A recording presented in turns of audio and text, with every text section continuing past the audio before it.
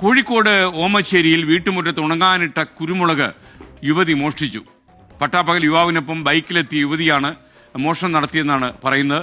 മോഷണത്തിന്റെ CCTV ദൃശ്യങ്ങൾ പുറത്തു വന്നു. യുവതി ഈസ് കമ്മിങ്. വനിതാ ദിനമല്ലേ, എന്താ ചെയ്യുക? എന്തായാലും പതുക്കെ പതുക്കെ വരികയാണ്.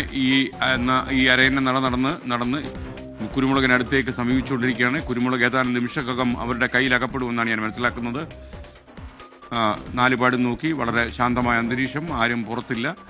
ആരെങ്കിലും കല്ലെടുത്തെറിഞ്ഞാൽ തലയിൽ ഹെൽമെറ്റുണ്ട്. എല്ലാം കൊണ്ടും നേരെയായ വിജയകരമായിട്ട് കുരുമുളക് ഇറങ്ങി പുറത്തേക്ക് നടന്നു. വിശാലമായ ജീവിതത്തിന്റെ വഴിയിലേക്ക് ഇറങ്ങി മോട്ടോർ ബൈക്കിൽ പാഞ്ഞുപോയി. സുഖകരമായൊരു മോഷണം. ഓമശ്ശേരിയിലാണ് ഇത്തരത്തിലുള്ള മോഷണം നടന്നിരിക്കുന്നത്. ഒരു യുവതിയും യുവാവും അവിടേക്ക് വരുന്നു. അവർ ബൈക്ക് നിർത്തി ആ വീട്ടിലേക്ക് ആ യുവതി കയറി വരുന്നു.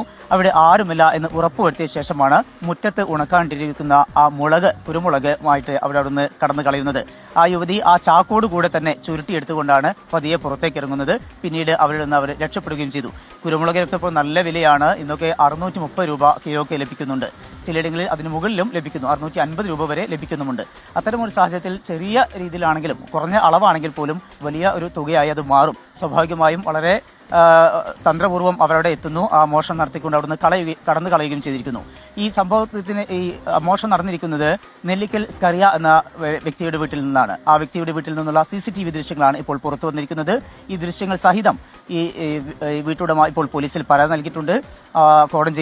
കോടഞ്ചേരി പോലീസാണ് ഇപ്പോൾ ഇതുമായി ബന്ധപ്പെട്ടുള്ള അന്വേഷണം നടത്തിക്കൊണ്ടിരിക്കുന്നത്. ഈ ബൈക്കും അതുപോലെ തന്നെ ഈ വ്യക്തികളെയും കണ്ടെത്താനുള്ള അന്വേഷണത്തിലാണ് കോടഞ്ചേരി പോലീസ്.